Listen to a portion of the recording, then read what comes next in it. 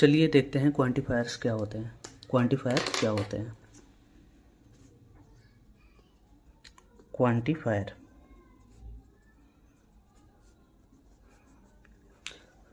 Quantifier होते हैं एक लॉजिकल सिंबल होते हैं। क्या होते हैं? लॉजिकल सिंबल होते हैं जो किसी मैथमेटिकल स्टेटमेंट के लिए यूज हो रहे होते हैं और ये बताते हैं कि वो मैथमेटिकल स्टेटमेंट जो है कितने एलिमेंट्स के लिए, हमारे डोमेन में कितने एलिमेंट्स के लिए ट्रू हो रहा है। एग्जांपल लेते हैं, हम एक मैथमेटिकल स्टेटमेंट लेते हैं x+1 ग्रेटर देन x। ये हमारा मैथमेटिकल स्टेटमेंट हो गया जिसमें हम एक वेरिएबल लिए हैं। अब ये वेरिएबल की वैल्यू हम जो ले रहे हैं, जहाँ से ले रहे हैं, वो डोमेन भी हमें डिफाइन करना होगा। तो हम बोल सकते हैं, यहाँ पे हम बोल देंगे कि x जो कहाँ से आ रहा है वो n से आ रहा है। ये हमारा मैथमेटिकल स्टेटमेंट हो गया। अब हमारा ये स्टेटमेंट इस डोमेन के कितने एलिमेंट्स के लिए ट्रू हो रहा है। ये स्टेटमेंट इस डोमेन के कितने एलिमेंट के लिए ट्रू हो रहा है चेक करते हैं हम। x=1 लेते हैं जो कि n का एलिमेंट है। देखते हैं कि x=1 के लिए क्या हमारा कंडीशन ट्रू हो रहा है। 1+1 ग्रेटर देन 1, ये कंडीशन हमारा ट्रू हो रहा है, मतलब इसके लिए हमारा ट्रू हो रहा है कंडीशन। x=2 लेते हैं, उसके लिए चेक करते हैं कि हमारा कंडीशन ट्रू हो रहा है। 2+1 ग्रेटर देन 1 और 2, तो ये हमारा कंडीशन ट्रू हो रहा है x=2 के लिए। x=3 के लिए क्या हमारा कंडीशन ट्रू हो रहा है।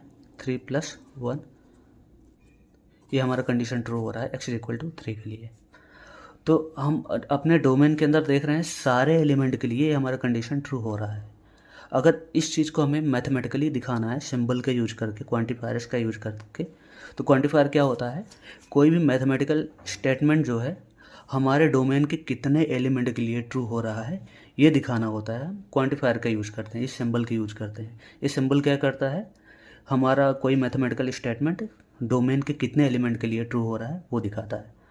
तो यहाँ पे सारे एलिमेंट के लिए ट्रू हो रहा है ये कंडीशन, तो हम यहाँ पे हम क्वांटिफायर यूज करेंगे for all x belongs to capital N, x+1 greater than x। हम इसको क्वांटिफायर्स का यूज करके इस स्टेटमेंट को ऐसे लिखेंगे। कैसे पढ़ेंगे? For all x belongs to capital N, x+1 is greater than 1 x। मतलब हमारे नेचुरल नंबर के डोमेन के सारे x के लिए, सारे एलिमेंट के लिए ये कंडीशन हमारा क्या है? ट्रू है। तो यहाँ पे हमारा जो पहला क्वांटिफायर यूज हुआ वो सिंबल क्या है? For all. इसको हम क्या बोलते हैं? For all. ये हमेशा अगर कोई भी मैथमेटिकल स्टेटमेंट जो है हमारे डोमेन के हर एलिमेंट के लिए अगर ट्रू हो रहा है तो उसको हम फॉर ऑल का क्वांटिफायर यूज करके हम उसको लिख रहे होते हैं। और सिंटैक्स यही होगा, क्वांटिफायर यूज करेंगे, जो वेरिएबल होगा उसका डोमेन डिफाइन करेंगे और स्मॉल ब्रैकेट के अंदर हम पूरे स्टेटमेंट को लिखेंगे। इसका एग्जैक्ट सिंटैक्स यही होता है, ऐसे लिखते हैं, फॉर्मेट यही होता है इसका लिखने का। क्वांटिफायर्स का यूज करके हम किसी स्टेटमेंट को अगर लिख रहे होते हैं तो ऐसे ही लिखते हैं। मतलब क्वांटिफायर हमेशा बाउंड करता है, मतलब स्मॉल ब्रैकेट के अंदर लिखने का मतलब यही हुआ कि हमारा क्वांटिफायर का स्कोप जो है यहीं तक है। इसके बाहर अगर हमारा कोई स्टेटमेंट यूज हो रहा होगा और उसके लिए कोई वेरिएबल यूज हो रहा होगा तो ये क्वांटिफायर का स्कोप वहाँ पे नहीं होगा, मतलब ये उसके लिए नहीं है। और एक एग्जांपल लेते हैं, एक मैथमेटिकल स्टेटमेंट लेते हैं x² = 16। इसके लिए भी हम डोमेन डिफाइन करते हैं। x कहाँ से आ रहा है? हमारा नेचुरल नंबर से। हम चेक करते हैं क्या हमारे नेचुरल नंबर में x=1 के लिए क्या स्टेटमेंट ये हमारा ट्रू है। 1² = 16, ये हमारा ट्रू नहीं है। मतलब x=1 के लिए स्टेटमेंट हमारा ट्रू नहीं है। 2 के लिए चेक करते हैं क्या 2 के लिए हमारे स्टेटमेंट ट्रू है। 2 के लिए भी ट्रू नहीं है। क्या x=3 के लिए हमारा स्टेटमेंट ट्रू है। 3² इसके लिए भी हमारा स्टेटमेंट ट्रू नहीं है। x=4 के लिए क्या हमारा स्टेटमेंट ये ट्रू है। 4² = 16, ये ट्रू हो गया। x=4 के लिए हमारा स्टेटमेंट ट्रू हो गया। x=5 के लिए हम चेक करते हैं क्या हमारा स्टेटमेंट ये ट्रू है। ये ट्रू नहीं हो रहा है, इससे ज़्यादा हो रहा है। मतलब हम देख रहे हैं कि हमारे डोमेन के अंदर सिर्फ एक ही एलिमेंट मिला जिसके लिए ये कंडीशन ट्रू हो रहा है। यहाँ पे सारे एलिमेंट के लिए ट्रू हो रहा था तो हम फॉर ऑल यूज कर रहे थे हम अपना क्वांटिफायर। यहाँ पे हमारे डोमेन के लिए हमारे ये स्टेटमेंट हमारे डोमेन के सिर्फ एक ही एलिमेंट के लिए कंडीशन ट्रू हो रहा है, हमारे ये स्टेटमेंट ट्रू हो रहा है। तो वहाँ पे हम इसको ना यूज करके हम क्या यूज करेंगे, देयर एग्जिस्ट का यूज करेंगे, मतलब इस क्वांटिफायर का यूज करेंगे। इसको क्या बोलते हैं, there exist x belongs to capital N. ये फॉर्मेट वही रहेगा, सिंटैक्स वही रहेगा, वैसे लिखना हमें। बट यहाँ पे फॉर ऑल के लिए था, ये यहाँ पे क्या है, हमारे डोमेन के कुछ एलिमेंट्स के लिए। इसको हम बोलते हैं, क्या बोलते हैं, देयर एग्जिस्ट। इसकी मीनिंग क्या होती है, एट लीस्ट वन।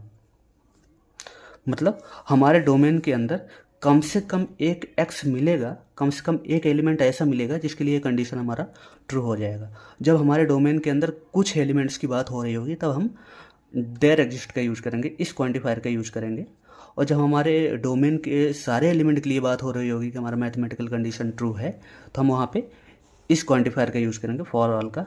और जब हमारे डोमेन के कुछ एलिमेंट्स की बात हो रही होगी जिसके लिए कंडीशन ट्रू होगा तो हम वहाँ पे देयर एग्जिस्ट का यूज़ करेंगे। यहाँ पे ध्यान में रखने वाली बात यह है कि हमारा क्वांटिफायर जो है जिस वेरिएबल के लिए यूज होता है, इसका सिंटैक्स यही होता है। हमारा एक क्वांटिफायर यूज़ किया हमने, जिस वेरिएबल के लिए यूज हो रहा है उसका डोमेन डिफाइन करेंगे, स्मॉल ब्रैकेट के अंदर हम मैथमेटिकल कंडीशन को लिखेंगे, मैथमेटिकल स्टेटमेंट को लिखेंगे। स्मॉल ब्रैकेट के बाहर जो भी हमारा मैथमेटिकल स्टेटमेंट अगर कोई और आ गया या कोई और वेरिएबल यूज हो गया तो उसके लिए हमारा क्वांटिफायर यूज नहीं होगा। मतलब इसका स्कोप कहाँ तक है, यहाँ तक है। हमारे ब्रैकेट के बाहर जो भी स्टेटमेंट लिखा होगा इसका स्कोप वहाँ तक नहीं होगा, मतलब ये वहाँ उसके ऊपर अप्लाई नहीं होगा। हमें अपना जो यहाँ पे जो वेरिएबल यूज कर रहे हैं, जिसके लिए हमारा क्वांटिफायर यूज कर रहे हैं, उसको हम स्मॉल ब्रैकेट के अंदर लिखेंगे। उससे रिलेटेड जितने हमारे स्टेटमेंट होंगे, मैथमेटिकल स्टेटमेंट होंगे, सबको हम स्मॉल ब्रैकेट के अंदर लिखेंगे। सेम यहाँ पे भी सिंटैक्स यही होता है। पहले क्वांटिफायर लगाते हैं, जिस वेरिएबल के लिए हम क्वांटिफायर यूज कर रहे हैं उसका डोमेन डिफाइन करते हैं। स्मॉल ब्रैकेट के अंदर हमारा जो उस वेरिएबल से रिलेटेड जो हमारा कंडीशन है उसको लिखते हैं। सिर्फ एक ही कंडीशन नहीं, जितने भी कंडीशन उस वेरिएबल के लिए होंगे उनको हम स्मॉल ब्रैकेट के अंदर लिखेंगे। चलिए देखते हैं सेट बिल्डर फॉर्म में इसका कैसे यूज करते हैं। हमारे सेट बिल्डर फॉर्म में हम इवन नंबर के सेट को हम सेट बिल्डर फॉर्म में लिखना है तो हम कैसे लिखते हैं, एक्स, पहले हम एक वेरिएबल एलिमेंट लेते हैं, उसका डोमेन डिफाइन करते हैं, सच दैट करके हम प्रॉपर्टी लिखते हैं, एक्स इज इवन। मतलब सेट ए के अंदर वो सारे नेचुरल नंबर आ रहे हैं जो कि इवन है। मतलब एक्स क्या है, वेरिएबल एलिमेंट है, वो डोमेन के सारे एलिमेंट को रिप्रेजेंट कर रहा है। सारे एक एक एलिमेंट को लेके ये कंडीशन चेक करेगा, अगर कंडीशन सेटिस्फाई कर रहा है हमारे एलिमेंट तो हमारे सेट का एलिमेंट हो जाएगा। एक्स इज इक्वल टू 1 के लिए चेक करेगा, 2 के लिए चेक करेगा, सारे एलिमेंट के लिए चेक करेगा। मतलब एक्स डोमेन के सारे एलिमेंट को रिप्रेजेंट कर रहा है, जो कंडीशन को सेटिस्फाई करेगा वो हमारे सेट का एलिमेंट हो जाएगा। तो हम यहाँ पे क्या करते हैं, सेपरेटर यूज करते हैं, सच दैट बोलते हैं। उसके एक पार्ट में हम एलिमेंट और उसके डोमेन को डिफाइन कर रहे होते हैं, मतलब हमारे सेट के अंदर जो एलिमेंट आ रहा है वो कहाँ से आ रहा है। और सेकंड पार्ट में हम क्या डिफाइन कर रहे होते हैं, क्या उस एलिमेंट की प्रॉपर्टी, मतलब हमारे जो सेट फॉर्म करने की प्रॉपर्टी है उसको डिफाइन कर रहे होते हैं। यहाँ पे हम कोई क्वांटिफायर नहीं यूज किए। अगर हमारा नेचुरल नंबर क्या होता है, नेचुरल नंबर क्या होता है, 2 का मल्टीपल होता है, 2 का मल्टीपल होता है। तो अगर हमें इस स्टेटमेंट को हमें इक्वेशन के फॉर्म में अगर लिखना है तो हम इक्वल टू क्या लिख रहे होंगे, x is equal to 2n use कर रहे होंगे, ये लिख रहे होंगे। मतलब x क्या है, 2 का मल्टीपल है। x क्या है, 2 का मल्टीपल है। मतलब इवन नंबर को अगर हम इक्वेशन में लिख रहे होंगे तो ऐसे लिख सकते हैं, x क्या है, 2 का मल्टीपल है।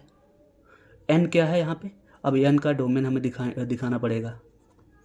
n कहाँ से आ रहा है, n से आ रहा है। मतलब यहाँ पे हम n इज इक्वल टू 1 लेंगे तो हमें क्या मिलेगा, x इज इक्वल टू 2 मिलेगा। n इज इक्वल टू 2 लेंगे तो x इज इक्वल टू 4 मिलेगा। n इज इक्वल टू 3 लेंगे तो x इज इक्वल टू 6 मिलेगा। ये हमारे यहाँ पे natural number, even natural number मिलते जाएंगे। तो ये हमारे सेट का एलिमेंट हो जाएगा। मतलब हम इस डिस्क्रिप्टिव फॉर्म को हम इक्वेशन के फॉर्म में भी लिख सकते हैं। तो अब हमारे जो सेट के अंदर हम एक वेरिएबल एलिमेंट लेते हैं, हमारे इस सेट के अंदर और भी वेरिएबल हो सकते हैं। जो मेन वेरिएबल होता है, जो हमारे सेट का एलिमेंट बनता है, वो सेपरेटर के एक साइड होता है जिसको हम वेरिएबल एलिमेंट बोलते हैं, जिसको हम फ्री वेरिएबल बोलते हैं। और हमें अगर और किसी वेरिएबल की ज़रूरत पड़ गई जो कि x के लिए यूज करना है, हमें यहाँ पे हम n का यूज कर रहे हैं, x के लिए यूज कर रहे हैं, x की वैल्यू लेने के लिए यूज कर रहे हैं, इसको जनरेट करने के लिए यूज़ कर रहे हैं। मतलब जो हमारा वेरिएबल है उसको जनरेट करने के लिए, जो हमारा सेट का एलिमेंट है उसको जनरेट करने के लिए यूज़ कर रहे हैं। तो हम यहाँ पे स्मॉल n का यूज़ कर रहे हैं। तो हम जितने भी वेरिएबल्स का यूज करेंगे अपने इस सेट के अंदर, सबका डोमेन हमें डिफाइन करना होगा। तो हम इसी इवन नेचुरल नंबर के सेट को हम ऐसे भी लिख सकते हैं क्वांटिफायर्स का यूज करके,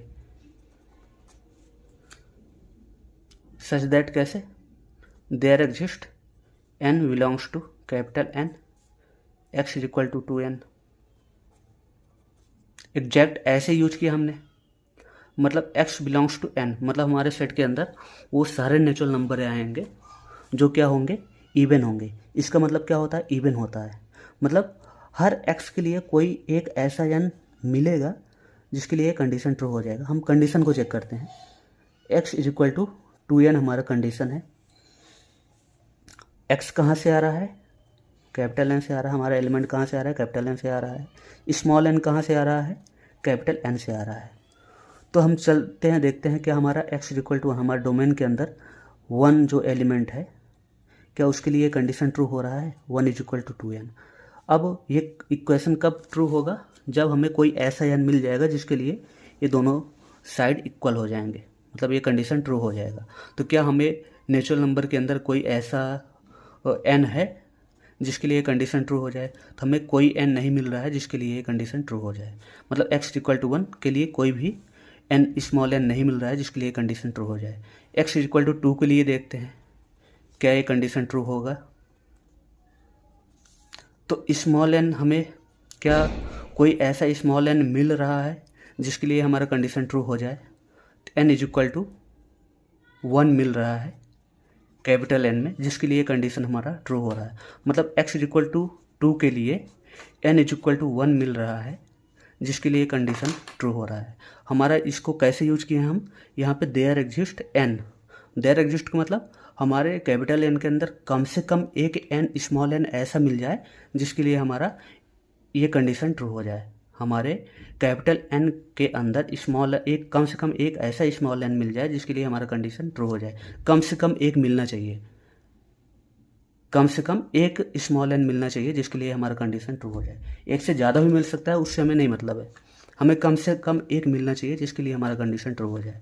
क्या 3 के लिए, x इज इक्वल टू 3 के लिए क्या हमारा स्मॉल n कोई मिलेगा जिसके लिए कंडीशन ट्रू हो जाए। तो हमारा ये कंडीशन n कोई ऐसा नहीं मिलेगा जिसके लिए ये हमारा कंडीशन ट्रू हो जाए। And x is equal to 4 के लिए क्या हमें स्मॉल n कोई मिलेगा जिसके लिए कंडीशन ट्रू हो जाए। n इज इक्वल टू 2 यहाँ पे हमें मिल जाएगा कैपिटल N के अंदर जिसके लिए हमारा कंडीशन ट्रू हो जाएगा। x इज इक्वल टू 4 के लिए n इज इक्वल टू 2 मिल गया जिसके लिए हमारा कंडीशन ट्रू हो गया। 2 के लिए मिल गया था, हमें 4 के लिए मिल गया। ऐसे हमें x इज इक्वल टू 6 के लिए मिल जाएगा, n इज इक्वल टू 3 मिल जाएगा जिसके लिए हमारा कंडीशन ट्रू हो जाएगा। ठीक, तो हमारे इस सेट के अंदर जो एलिमेंट्स आएंगे वो कौन कौन से आएंगे, 2, 3, 6 ऐसे ही एलिमेंट्स हमें मिलेंगे। तो मतलब यहाँ पे हम देख पा रहे हैं कि हमारा x क्या है, ये एलिमेंट्स को रिप्रेजेंट कर रहा है, हमारे डोमेन के एलिमेंट को रिप्रेजेंट कर रहा है जो हमारे सेट के एलिमेंट होंगे।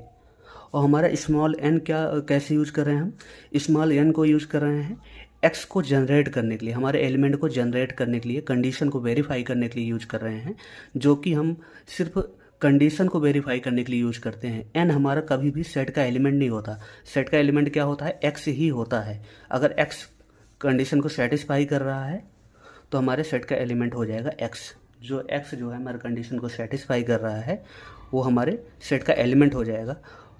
हमें ये देखना ज़रूरी है कि हर x के लिए एक n मिलना चाहिए, कम से कम एक n मिलना चाहिए जिसके लिए कंडीशन ट्रू हो जाए।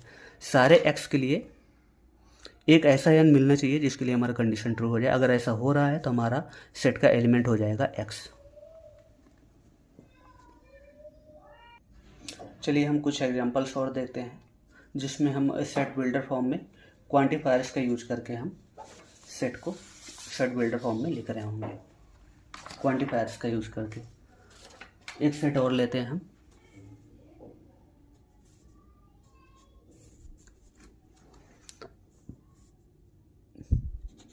A इज इक्वल टू, एक सेट क्या है, x belongs to capital N such that x is perfect square.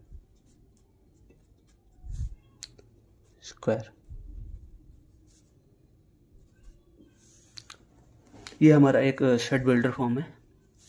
Perfect square क्या होता है, ऐसा नेचुरल नंबर जो किसी दूसरे नेचुरल नंबर का स्क्वायर हो। जैसे 1 हमारा 1 का स्क्वायर है, 2 हमारा किसी भी नेचुरल नंबर की स्क्वायर नहीं है, 3 भी हमारा किसी नेचुरल नंबर की स्क्वायर नहीं है, 4 हमारा 2 का स्क्वायर है, 9 हमारा 3 का स्क्वायर है। मतलब ऐसा नेचुरल नंबर जो किसी दूसरे नेचुरल नंबर का स्क्वायर हो, यही हमारे परफेक्ट स्क्वायर्स होते हैं। तो ये हमारा सेट जो है ये क्या है, परफेक्ट स्क्वायर का सेट है।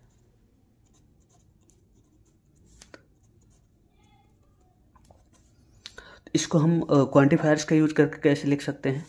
हमें यहाँ पे दिख रहा है जो हमारा x है, जो x है किसी नेचुरल नंबर का स्क्वायर है, तो इसको n ले लेते हैं। इसको हम कैसे लिख सकते हैं, x is equal to n square. हमारा मैथमेटिकल कंडीशन यहाँ पे क्या बन जाएगा, x is equal to n square. इसको हम क्वांटिफायर्स का यूज करके कैसे लिखेंगे, यहाँ पे डिस्क्रिप्टिव फॉर्म में हम कंडीशन को लिख दिए हैं। अगर हमें क्वांटिफायर्स का यूज करके लिखना है तो x belongs to capital N such that there exist n belongs to capital N, x is equal to n square. यहाँ पे हमने लिख दिया क्वांटिफायर्स का यूज करके अपने कंडीशन को। सेम फॉर्मेट में यूज़ कर रहे हैं। पहले हमें क्वांटिफायर यूज़ करना होगा। क्वांटिफायर के लिए हम जो वेरिएबल ले रहे हैं उसके डोमेन को डिफाइन करना होगा और ब्रैकेट, स्मॉल ब्रैकेट के अंदर हमें क्या करना होगा, उस क्वांटिफायर का कंडीशन लिखना होगा और उस वेरिएबल का कंडीशन वाला स्टेटमेंट लिखना पड़ेगा हमें यहाँ पे, जिस वेरिएबल के लिए हम क्वांटिफायर्स का यूज़ कर रहे हैं। इसको हम वेरीफाई करते हैं। हमारा कंडीशन क्या है, x is equal to n square. x is equal to n square. हम x कहाँ से ले रहे हैं, n से ले रहे हैं। मतलब हमारे सेट के अंदर जो एलिमेंट्स आ रहा है कहाँ से आ रहा है, कैपिटल N नेचुरल नंबर से आ रहा है। और n हम लिए हैं x को जनरेट करने के लिए, वो n कहाँ से आ रहा है, कैपिटल N से आ रहा है। सपोज कर लो हमें यहाँ नहीं पता था कि हम देयर एग्जिस्ट का यूज करेंगे या फॉर ऑल का यूज करेंगे, तो हम यहाँ पे कंडीशन को वेरीफाई कर रहे हैं। क्या हमारे सारे x के लिए n मिल रहा है, x is equal to 1 belongs to capital N के लिए क्या कोई हमें कोई स्मॉल n कैपिटल N के अंदर मिल रहा है जिसके लिए कंडीशन ट्रू हो जाए, तो n इज इक्वल टू 1 मिल रहा है जिसके लिए कंडीशन ट्रू हो जाएगा। x इज इक्वल टू 2 के लिए देखते हैं क्या हमें कोई कैपिटल स्मॉल n मिल रहा है जिसके लिए कंडीशन ट्रू हो जाए, तो n ऐसा कोई भी n नहीं मिला जिसके लिए कंडीशन ट्रू हो जाए। x इज इक्वल टू 3 के लिए क्या हम देखते हैं कि कोई n है जिसके लिए कंडीशन ट्रू हो जाए, हमारे पास ऐसा कोई n नहीं है जिसके लिए कंडीशन ट्रू हो जाए। x इज इक्वल टू 4 के लिए देखते हैं क्या हमें कोई ऐसा n मिल रहा है जिसके लिए कंडीशन ट्रू हो जाए, तो n इज इक्वल टू 2 जो कि n में है जिसके लिए हमारा कंडीशन क्या हो रहा है, ट्रू हो रहा है। x इज इक्वल टू 4 के लिए हमें एक स्मॉल n मिल रहा है जिसके लिए कंडीशन ट्रू है। x इज इक्वल टू 1 के लिए हमें एक स्मॉल n मिल रहा है जिसके लिए कंडीशन ट्रू हो रहा है। ऐसे ही क्या x इज इक्वल टू 5 के लिए क्या हमारे पास कोई ऐसा n मिल रहा है जिसके लिए कंडीशन ट्रू हो जाए, तो हमें ऐसा कोई n नहीं मिल रहा है जिसके लिए कंडीशन ट्रू हो जाए। ऐसे हम देखते जाएंगे। तो क्या x इक्वल टू 9 के लिए हमें कोई ऐसा n मिल रहा है जिसके लिए कंडीशन ट्रू हो जाए हमारा। तो n इक्वल टू 3 मिल रहा है जिसके लिए हमारा कंडीशन ट्रू हो जाए। तो x इक्वल टू 9 के लिए हमारा n इक्वल टू 3 मिल गया। अगर हमारे सारे x के लिए हमें स्मॉल n मिल रहा होता तो हम देयर एग्जिस्ट की जगह पे हम क्या लिख रहे होते, for all n belongs to capital N। But हमारे सारे x के लिए हमारे स्मॉल n नहीं मिल पा रहा है, मतलब कुछ x ही इस कंडीशन को सेटिस्फाई कर रहे हैं। तो हम क्वांटिफायर कौन से क्वांटिफायर का यूज करेंगे, देयर एग्जिस्ट का यूज करेंगे, क्योंकि हमें पता है कि देयर एग्जिस्ट का यूज कब करते हैं, जब हमारा कोई भी मैथमेटिकल स्टेटमेंट डोमेन के सारे एलिमेंट के लिए अगर हमारा ट्रू हो रहा है तो वहाँ पे फॉर ऑल का यूज करते हैं। जब कोई भी मैथमेटिकल स्टेटमेंट हमारे डोमेन के कुछ ही एलिमेंट्स के लिए वो ट्रू हो रहा है तो वहाँ पे हम कौन से क्वांटिफायर का यूज करेंगे, देयर एग्जिस्ट का यूज करेंगे। हमारा सेट कौन सा जनरेट होगा, कौन सा सेट बनेगा, x इक्वल टू 1 4 9, ऐसे ही हमें मिलता जाएगा। हमें पता है कि हमारा जो x है वही एलिमेंट बन सकता है। स्मॉल n क्या हो रहा है, x को जनरेट करने के लिए, x को वेरीफाई करने के लिए हम यूज कर रहे हैं। तो x हमारा n जो हमारा कभी भी सेट का एलिमेंट नहीं बनता, हमारा x जो है वही सेट का एलिमेंट बनता है। n हमारा x को जनरेट करने में हेल्प करता है, मतलब एक हेल्पिंग वेरिएबल का काम करता है। x क्या हमारा होता है, वो वेरिएबल एलिमेंट होता है, मतलब सेट के एलिमेंट को रिप्रेजेंट करता है। और स्मॉल n क्या होता है, वो ये x को जनरेट करता है, x के लिए हेल्पिंग वेरिएबल का काम करता है। ये कभी भी सेट का एलिमेंट नहीं हो सकता है। जब हमारा कंडीशन वेरीफाई हो जाए तो x जिस x के लिए हमारा कंडीशन ट्रू हो रहा है तो वही x हमारा क्या हो जाएगा, सेट का एलिमेंट हो जाएगा। n हमारा सेट का एलिमेंट नहीं होगा।